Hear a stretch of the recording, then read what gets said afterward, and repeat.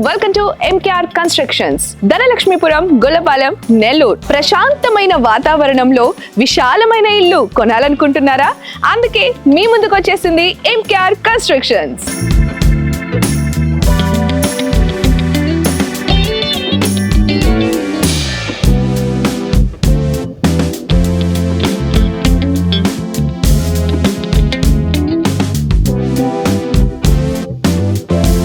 మన బడ్జెట్లో ఎప్పుడు కూడా ఇల్లు కొనాలి అనే ఒక ఆశ మనకుంటుంది.